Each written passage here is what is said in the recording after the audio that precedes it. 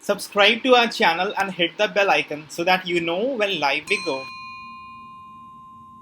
Hello and welcome to Daily News Simplified. In this session, we are going to have a discussion on today's newspaper, The Hindu, Delhi edition dated 3rd November 2020. We are going to take up important articles from today's newspaper and discuss them from civil service examination perspective. The articles that we are going to take up for discussion has been tabulated in front of you and the timestamping for the same has been given in the description section. The self-assessment speed test has been given in the description section. Attempt the test, get thrilled up and then take the DNS. This article is from page number 7. It has been titled The Nutrition Fallout of School Closures. This article basically is based on the importance of midday meal scheme to meet the nutritional requirement of children. The article is very pertinent to GS paper 2 under the section Welfare Schemes for Vulnerable Sections of Population by the Center and the States and the performance of these schemes. Before we get into the features and importance of midday meal scheme, let's take stock of the situation first. As per the report State of Food Security and Nutrition in the World 2020, which is released by Food and Agricultural Organization in association with various other bodies of UN, there are around 370 million children globally losing out of the school meals, and bulk of them are in India. If you club this with another report released by ILO and UNICEF, you will understand the situation better. According to the report released by ILO and UNICEF on COVID-19 and child labor, some children may not even return back to schools even when the schools resume. Among many reasons, one of the important reasons is they got involved in child labor to supplement the decreased income of parents. Let me highlight one more thing. According to the Joint Review Mission on Midday Meal Scheme of 2015-16, many students come to school empty stomach. And midday meal is a major source of nutrition for children, particularly from the vulnerable communities. So midday meal scheme is actually the major source of nutritional requirement for children, especially from vulnerable communities. And if they do not return back to school or they remain away from school for very long, then that is going to hamper their nutritional need. That is why midday meal scheme in the context of COVID-19 and lockdown and shutting down of schools has become very important and prominent. Midday meal scheme has been appearing in newspaper again and again, and it becomes a very important topic for the coming mains examination. Let us first talk about the importance of meeting the nutritional requirement of children. First of all, India is signatory to Convention on the Rights of the Child. And under this convention, India has committed to adequate nutritious food for children. It is an obligation on Indian government under this convention to fulfill the nutritional requirement of children. India is also committed to meet the SDG Goal 2, which is on hunger and nutrition. The implementing agency of SDG goals in India is Niti Aayog, and Niti Aayog keep coming up with the progress report on SDG goals. According to the report of Niti Aayog on Sustainable Development Goals 2019, only 7 states have managed to address the UN Zero Hunger goal. And some of the states like Bihar, Madhya Pradesh and Jharkhand, they have performed terribly on this parameter. What Niti Aayog's progress report has found, that is also corroborated by India's ranking in Global Hunger Index. India stands 94 out of 107 countries in the Global Hunger Index ranking of 2020. India lags behind Pakistan, Bangladesh and Nepal. Interestingly, the parameters taken in this index includes wasting, stunting and mortality in children. So this index is representative of the problem that we are discussing, the nutritional challenge of children in India. Over and above everything, right to food is a fundamental right in India. In 2001, People's Union for Civil Liberties filed a PIL in Supreme Court. and that case very famously is called as right to food case. In this case, it was argued that Article 21, the right to life, when that is read with Article 39A and Article 47, right to food becomes a derived fundamental right. And since it is a fundamental right, then it becomes enforceable by virtue of constitutional remedy provided under Article 32. Article 39A talks about citizens, men and women equally, having the right to adequate means to livelihood. And Article 47 talks about the duty of the state to raise the level of nutrition and standard of living and to improve public health. So Article 39A and Article 47 clubbed with Article 21 forms the constitutional basis for right to food to be declared as fundamental right. Supreme Court agreed with this argument, and Supreme Court in that judgment declared right to food as a fundamental right. Further, argument was also made by People's Union for Civil Liberties that excess food stock with Food Corporation of India should be fed to hungry citizens, and that would include midday meal in the primary schools. Supreme Court passed an order on this, and after that in 2004, midday meal scheme was launched. Although a similar scheme to meet the nutritional requirement for children in school was being run since 1995, but the name midday meal scheme was given to the scheme in 2004 after the Supreme Court judgment in the right to food case. So it becomes very important that we see to it that children who are at the biological stage of growing gets their bodily nutrition requirement. Now let's talk about the midday meal scheme. There are many important points for the prelims exam, and take note of all of that. First of all, midday meal scheme is a guarantee one meal to all students up to class 8 at least 200 days in a year, where only in government schools and government aided schools and madrasas who are supported under Samagra Shiksha scheme. The important thing is it covers students from class 1 to class 8 or from age 6 to age 14. Not only in government school but also in government aided schools or schools which are supported under Samagra Shiksha scheme. Samagra Shiksha scheme is an integrated scheme for school education, and that extends from preschool to class 12th. It was launched in 2018. Basically, it is integration of three schemes that government was running earlier: Sarva Shiksha Abhiyan, Rashtriya Madhyamik Shiksha Abhiyan, and Teachers Education. These three schemes have been subsumed into one scheme called as Samagra Shiksha scheme. Midday meal scheme comes under the ambit of Ministry of Education, which was previously called as Ministry of Human Resource Development, HRD Ministry.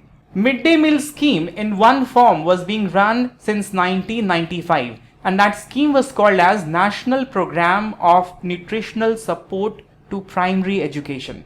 But in 2004 it was relaunched as Midday Meal Scheme, and this is a centrally sponsored scheme. In centrally sponsored schemes, the cost is shared between the center and the state. In central sector scheme, the entire cost is borne out by the central government. The central government provides free food grains to the states, and states can procure them free of cost from Food Corporation of India. But the cost of cooking, infrastructural development, transportation of food grains, etc., they are being shared between the center and the state in the ratio of 60:40. There are other important points that you must take note of. According to the midday meal scheme rules that were given out by the ministry in 2015, the place of serving the meal to children shall be school only. But however, during the time of pandemic, Kerala is providing hot cooked meal to students at home, and Kerala is the only state presently to do so. But under normal situations, school will be the only place where midday meals can be served. If the midday meals are not provided in school because of some reason like high cost of processing or non-availability of food grains or any other reason, then the government must pay food security allowance to students by 15th of next month.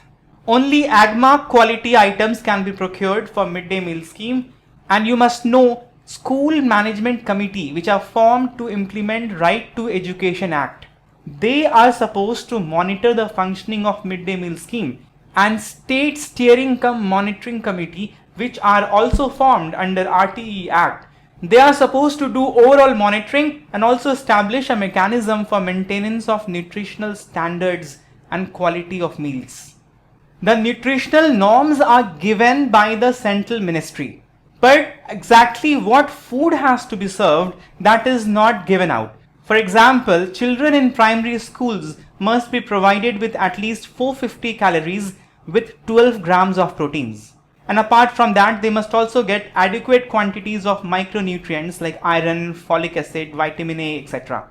And children in upper primary, they must get 700 calories with 20 grams of proteins. But whether the protein is going to come from dal or that's going to come from egg, those details are left for the state government to work out. Here I must tell you that these calories requirement are approximately 1/3 of the daily requirement of children. For example, a student of age around 14 requires 2000 to 2200 calories every day. And this is approximately around 1/3 of the calorie requirement of the children. So you must keep in mind the nutritional norms of midday meal scheme fulfills around 1/3 calorie requirement of children. Apart from calorie and protein requirement, other details are also given out by the ministry. For example, 100 grams of food grains must be given, 20 grams of pulses, 50 grams of vegetables, and 5 grams of oil and fats. This is in case of primary classes. Similarly, for secondary classes, the meal requirement is accordingly given.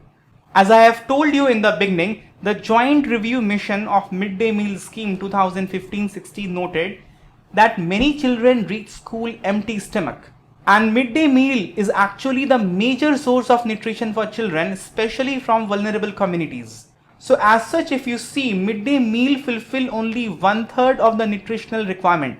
But since even the normal nutritional requirement is not met, the midday meal actually becomes a higher proportion of their nutritional intake. Midday meal scheme is also covered under National Food Security Act 2013. The National Food Security Act provides for legal entitlements for existing food security programs of India, and 3 food security programs are covered under National Food Security Act. Those are Midday Meal Scheme, Integrated Child Development Service Scheme, and Public Distribution System. We have seen the important characteristics and importance of the scheme. Now let us do the performance evaluation of this scheme, as has been mentioned in the syllabus.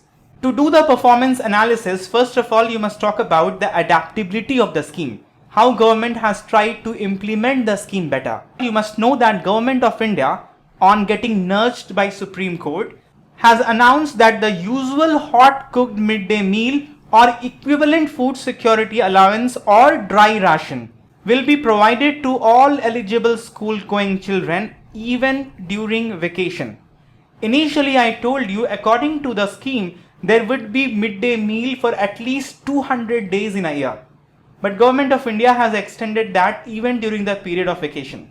But the scheme has not worked out very well during the pandemic. The article gives out the data that the offtake of grains under midday meal scheme from Food Corporation of India during April to May, the peak of the lockdown, in 2020 was 22% lower than the corresponding offtake in 2019.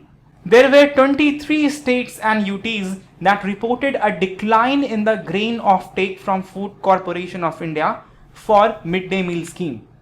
This clearly shows that the scheme has not been implemented. The food procurement itself has decreased by 22%. When you club this with other hurdles in implementation during the lockdown, you will realize that the scheme has suffered from lack of implementation.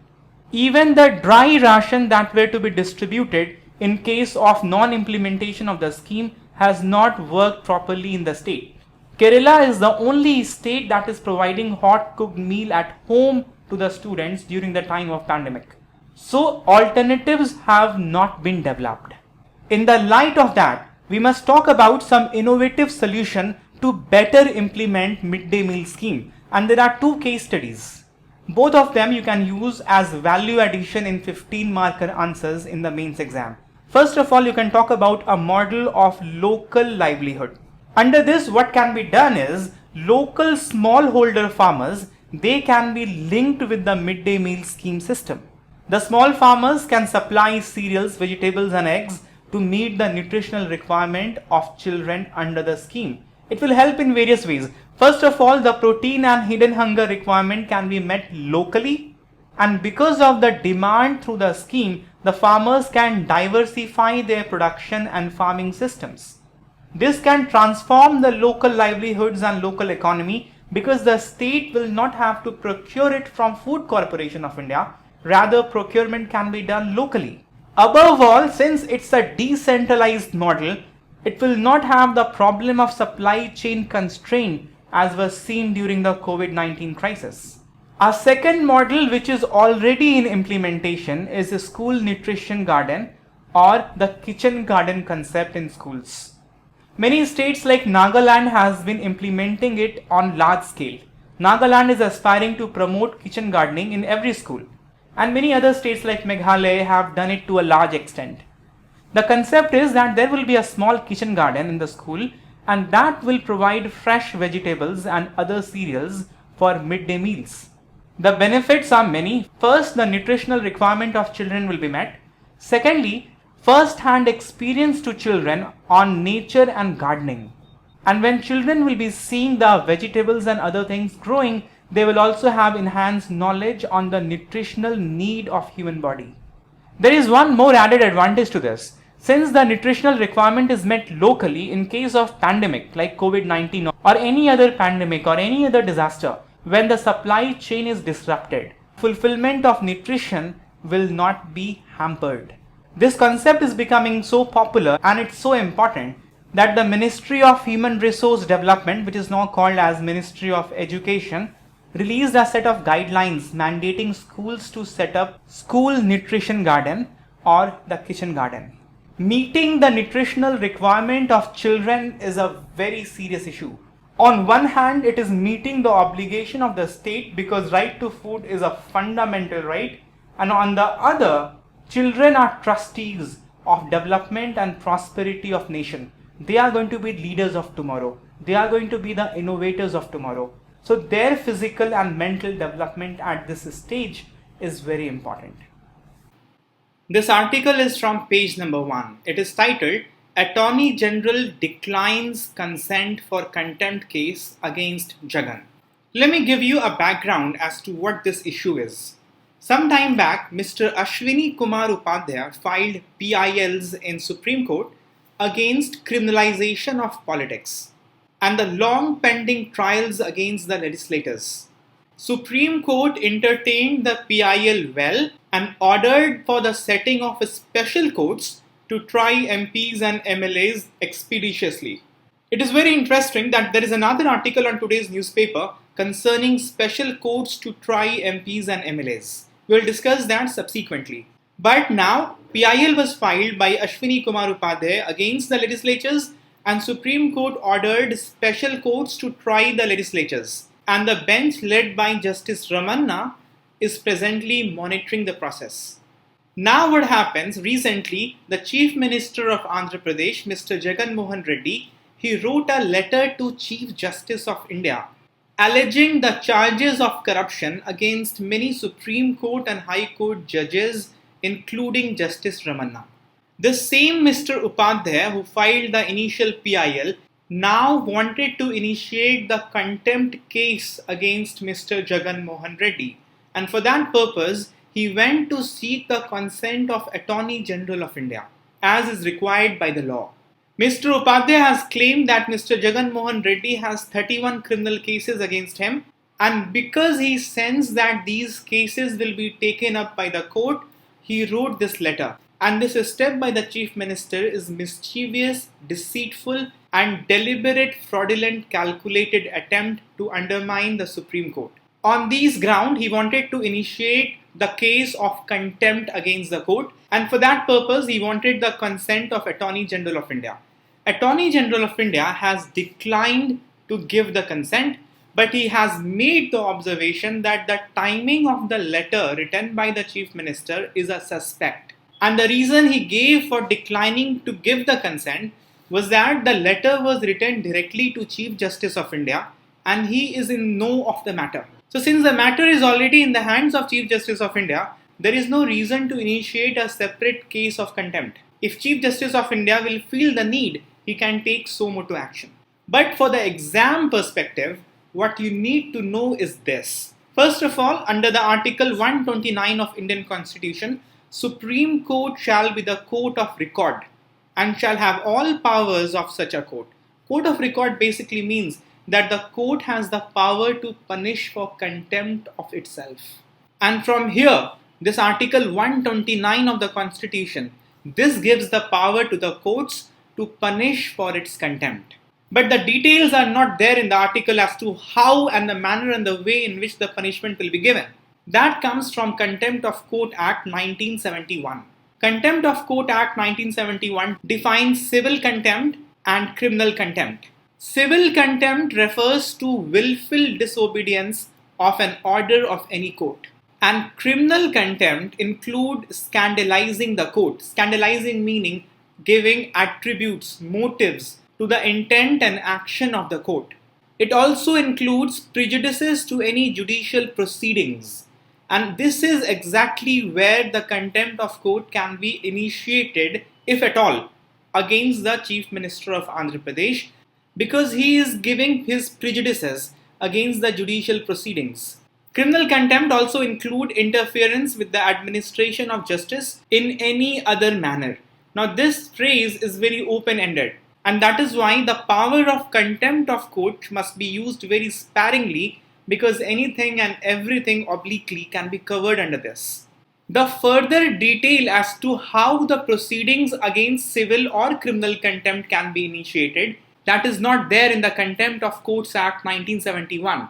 That is rather in the Rules to Regulate Proceedings for Contempt of the Supreme Court 1975. And in this rule, we find how the proceedings against someone for criminal contempt can be initiated. The rule says, in case of contempt other than the contempt referred to in Rule 2. In Rule 2 actually, the contempt which is talked about, that is against the proceedings of the court. And the contempt against the proceedings of the court will amount to civil contempt. So what we are talking about here is criminal contempt. In case of contempt other than the contempt referred to in Rule 2, the court may take action suo motu or on a petition made by Attorney General or Solicitor General or on a petition made by any person. And in case of a criminal contempt with the consent in writing of Attorney General or Solicitor General. Two things you must bear in mind. If you are initiating criminal contempt against someone, only in that case you require consent in writing of Attorney General or Solicitor General. And secondly, you must understand it is not a either or choice that you go to either Attorney General or Solicitor General. You can go to Solicitor General only if Attorney General is not available. For example, in the Sora Bhaskar case, Attorney General declined to give the consent to initiate criminal contempt. Then the petitioner went to Solicitor General.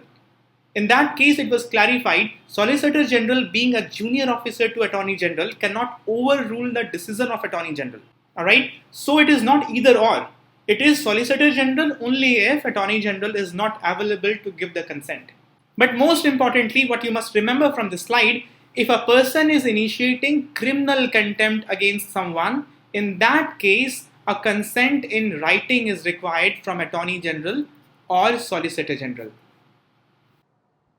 This article is from page number 8. It has been titled High Court Panel Questions Setting Up of Special Courts to Try MPs. In the previous article, we have seen that based on PIL filed by Ashwini Kumar Upadhyaya, Supreme Court ordered setting up of special courts to try MPs and MLAs expeditiously. And the progress for this is currently being monitored by Justice Ramana. But here we see that the High Court panel has questioned setting up of such special courts that has been previously ordered by Supreme Court. Based on the PIL, Supreme Court in 2017 authorized the center to set up 12 special courts to try exclusively the criminal cases of politicians. But recently the report of the panel set by Madras High Court has come, and the panel has questioned the constitutional validity of such courts. You must also be aware that as of now, 4,400 criminal trials are pending against legislators, and more than 2,500 trials involve sitting legislatures. Since this matter is not final, the final stand will be of course taken by Supreme Court, but let us see what reasoning the panel has given to question validity of such courts to exclusively try the criminal cases against politicians.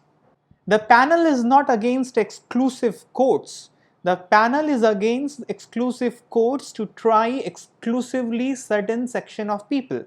The argument of the panel essentially is this. Suppose an MP or MLA commits an offence under the Protection of Children from Sexual Offences Act 2012, the POSCO Act, or any other act under which special courts are formed, for example, Prevention of Corruption Act, or Narcotics, Drugs and Psychotropic Substances Act, or the Scheduled Castes and Scheduled Tribe Prevention of Atrocities Act 1989. These legislation provides for mechanism of special courts. Then this particular MP or MLA who has committed offence under these legislations, will they be tried under the special courts under these legislation, or will they be tried under the special courts that are formed to exclusively try MPs and MLAs? So the argument essentially is that there cannot be another special courts created outside the legislations exclusively for the trial of MPs and MLAs, because special courts already exist for trial of particular kind of offences. There is another important issue that the panel has raised. It has said that special courts can only be constituted by a legislation and not by any executive or judicial orders. This can be taken as the opinion of the panel on judicial independence, or maintaining the probity of judiciary, or upholding rule of law principle in our democracy. Now it is to be seen how Supreme Court will react on this, how Supreme Court will present, if at all, its own reasoning to counter this and uphold the constitutional validity of its previous order. So all in all, the panel report has raised a strong reservation against setting up of special courts in the state of Tamil Nadu, as the panel feels that existing court structure in Tamil Nadu is more than enough to deal with cases involving MPs and MLAs. So the panel was basically formed to look into this issue of special courts that were to be formed in the state of Tamil Nadu. And the panel has requested the Chief Justice of Madras High Court to take the matter with the Chief Justice of India to give exemption to the state of Tamil Nadu from formation of such special courts, because the claim is that judiciary in the state is already robust. The matter has been submitted to the Chief Justice of India. It will be interesting to look at the observation that Supreme Court finally will make on the issue. It is a very interesting case where lower judiciary is suggesting reform or amendment in the order of Supreme Court. How Supreme Court is going to take it, that will be very interesting to see. So you have to keep a lookout on this news. Perhaps that will be coming up in next few weeks. What you have to take away from this article is the opinion that was formed by the panel constituted by Madras High Court, and Madras High Court Chief Justice have agreed with the opinion of the panel, is this: the special courts should be offence centric and not offender centric. This article from page number 7 has been titled Reinforcing RBI's Accountability. This article has appeared in the newspaper in the context of RBI's failure to maintain inflation rate within the targeted range. Accordingly, the article argues for ensuring greater accountability for RBI with respect to inflation targeting. See, from the exam perspective, you have to know the following. The RBI Act 1934 was amended in 2016 to provide for adoption of flexible inflation targeting. And under this act, number 1, central government not RBI, central government shall determine the inflation target. Number 2, in terms of consumer price index. You must remember inflation targeting is done in terms of CPI, and this is done once every 5 years. This inflation target is required to be met by Monetary Policy Committee. This is very important, and this recent development is good for Indian economy because the government and RBI would come on the same page. The target would be set by the central government and would be enforced or implemented by Monetary Policy Committee headed by the governor of RBI. The mechanism for this flexible inflation targeting comes from Monetary Policy Agreement.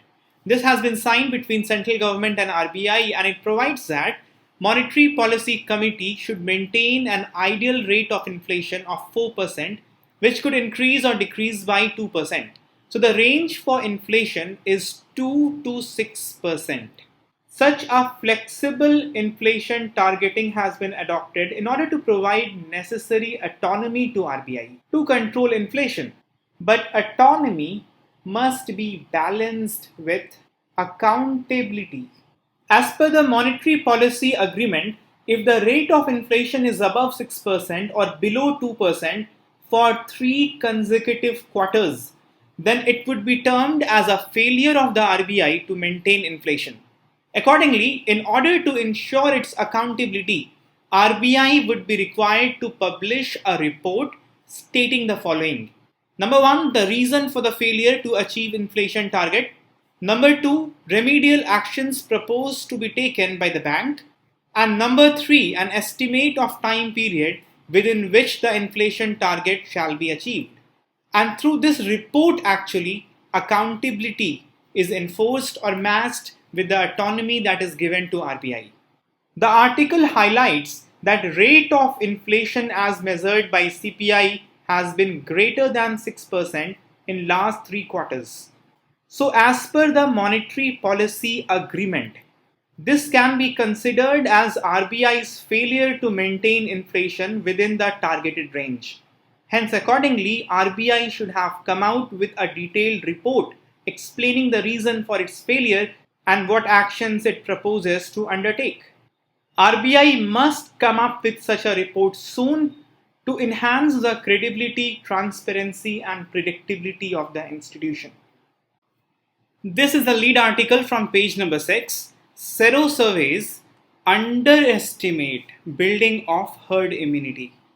In this article, the author is suggesting that antibody prevalence data, which are derived from serosurveys, they must be interpreted with caution, and some correction factors must be introduced in giving out the final result of these surveys. First of all, what are serosurveys? Serosurveys basically measure the proportion of a population already infected, or to say otherwise, immune to the virus. And this measurement is based on antibody positivity. It is done on a random selection basis. People are selected randomly from set of population and they are tested. If, for example, suppose 7% of people are tested positive for antibody, this means that in current time, 7% of people has been infected. And if you use the same data 2 months ahead, then with some correction factor, suppose that correction factor is 2, then 2 months ahead you can say that 14% of population have become immune to the virus. I'll come to this issue of correction factor, which is the central issue discussed in the article.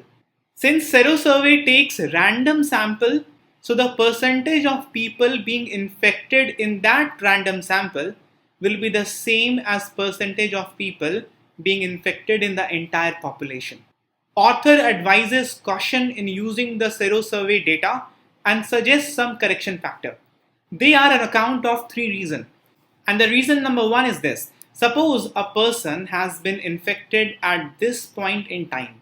If this person would be tested for antibody before this point in time, he will test negative for antibody and he will test negative for antigen. Antigen simply is the part of microorganism. It may be some protein at the covering of the microorganism, a virus may be. It may be some internal part as well. When the microorganism infect our body, it is disintegrated, and the smaller parts of bodies of these microorganisms are to be found at various places of human body. They are called antigen, and corresponding to every antigen, unique antibodies are produced, which means corresponding to any microorganism, multiple antibodies will be created because different parts of microorganism broken into different form will be found in the body. They will be considered as different antigens, and corresponding to each of them, different antibodies will be produced in the body. But since infection has not happened, no antigen, no antibody.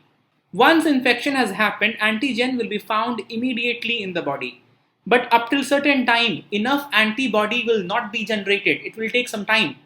So until some time after infection, antigen will be tested positive and antibody will be tested negative. After some time, when sufficient antibody has been generated in the body, antibody will be also tested positive and antigen will also be tested positive. After some time, when the immune response will be of appropriate level, antigen will be destroyed, so they will be tested negative, but antibody will still be there in the body, so they will be tested positive. Once antibodies have done its job, then the concentration of antibody will start to decrease, and after some time, antibody will again test negative. Now the thing is, when you are testing a person and antibody is negative, that does not mean he is not infected. That may mean that he is in the early stage of infection and he is asymptomatic. Symptoms have not come yet. So antibody test may be negative, but the person is already infected. So if you do not do correction into your data, if you do not have a correction factor, then you will be underestimating the number of infected person. So that is reason number one why we must have a correction factor. Reason number two that we have already talked about is that there are multiple antigens and multiple antibodies. In case of coronavirus infection, there are 4 antigens which are selected for testing. They correspond to 2 proteins S1 and S2 on the spike of the virus. The third correspond to receptor binding domain, and the fourth correspond to nucleocapsid layer which is there and the outer covering of the virus. And there will be many more, but these 4 are considered for antigen testing. An antibody against each antigen will be developed. The time of development of antibody corresponding to each of the antigen will be different. The duration in which they will be persisting in the body and the rate of decrease in concentration in the body will be different for all 4 of them. So when you are detecting antibody positivity, one kit will detect antibody corresponding to only one antigen and not all the antigens. For example, Serosurvey 1 was testing antibody positivity for one antigen, and Serosurvey 2 was testing antibody positivity corresponding to another antigen. So that is another technical issue. When you are testing for antibody corresponding to one antigen, maybe that is not present, but antibody corresponding to other antigen, that may be present. So you will be missing on number of infected people for another reason. And thirdly, the result of Serosurvey comes with a time lag. If today the result of Serosurvey comes, that correspond to number of infected people at some point in time in the past. For example, the latest Serosurvey data correspond to 4th of August. If the Serosurvey suggests that 7.1% of people have been infected, then in the current time this number will be much high. That's it. All the author wants is a correction factor must be introduced on these numbers. The second Serosurvey gave 7.1% prevalence. The author is suggesting to introduce a correction factor of 2, and the prevalence of immunity must be 14.2% at present. This is an interview article from page number 6. Strategic partnership will aid smooth work in the event of regional crisis. This is an interview of Ambassador of Australia to India. In the interview, he basically has highlighted how the recent agreements and cooperation between India and Australia is going to help India, Australia, and the entire region. Let us comprehensively see the recent agreements that India and Australia have recently signed. There was a virtual summit in beginning of June this year between India and Australia, and in that summit, major agreements were signed between India and Australia. And in that summit, many agreements were materialized. For instance, India and Australia have upgraded their partnership status to Comprehensive Strategic Partnership. Prior to this, India and Australia was having bilateral strategic partnership. It has been upgraded to Comprehensive Strategic Partnership. Previously, India was having 2+2 dialogue format with Australia, but that was not to the ministerial level, that was to the secretary level. India was having 2+2 dialogue format with US and Japan up to ministerial level, but with Australia, it was to the secretarial level. With the upgradation of strategic partnership to comprehensive strategic partnership, now the 2+2 dialogue would be at the ministerial level. And as part of comprehensive strategic partnership, there were agreements in relation to critical technologies, quantum computing, and 5G technology. With regard to comprehensive strategic partnership, you must know that India has signed CSPs with United Kingdom, Indonesia, Vietnam, and UAE. And Australia has signed comprehensive strategic partnerships with China, Indonesia, and Singapore. India also signed virtual logistics support agreement with Australia, which is designed to improve the collaboration between the two armed forces. India has signed this kind of agreement with United States of America, France, Singapore, and South Korea. You must also be aware of the fact that India has cleared the participation of Australia in the Malabar naval exercise. Australia requested for the same since 2017 when Quad 2.0 was launched. But India had certain reservation about participation of Australia because of hoo-halla that would be created by China. But recently, India's stand against China has hardened, and it is the result of that India has given green signal to Australia for participating in Malabar naval exercise. Australia is also a very promising nation for supply of rare earth minerals. Presently, the bulk of rare earth minerals is imported from China. Rather, China is the largest producer of the same. But Australia also have rich reserve of rare earth minerals, and in the backdrop of souring relation with China, Australia can prove to be a reliable supplier of these minerals. These are important in the light of electric vehicle policy that India is adopting. There is an Australian-India Strategic Research Fund that is operational since 20 years. And Australia has been contributing to India's national quantum mission and other technological mission through this fund. India and Australia are also cooperating in space science. For instance, since 2013, Australia has been doing the laser ranging for Indian Regional Navigational Satellite System. Apart from these agreements, India and Australia also have decided to recommence the suspended talks over India-Australia Comprehensive Economic Cooperation Agreement. The talks were suspended since 2015, and this has been revived in the light of India opting out of RCEP. There are few areas that needs more cooperation and understanding. For instance, the tension between India and China over the standoff at LAC that needs to be taken more seriously by Australia. Also, Australia still express hope that India will reconsider joining RCEP. Rather, Australia must respect India's decision to not join RCEP and engage in the dialogue of India-Australia Comprehensive Economic Cooperation Agreement.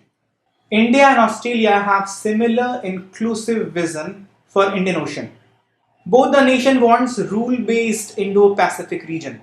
Both the nation wants cooperative use of sea by adhering to international laws like United Nations Convention on Law of the Sea.